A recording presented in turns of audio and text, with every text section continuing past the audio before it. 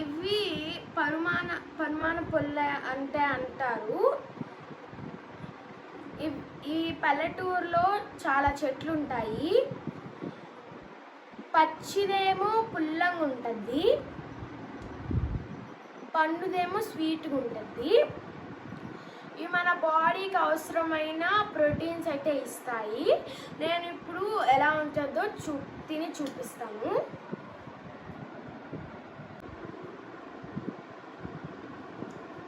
పండుదేమో చాలా స్వీట్గా ఉంది. ఇప్పుడు పచ్చిది తిని చూద్దాం.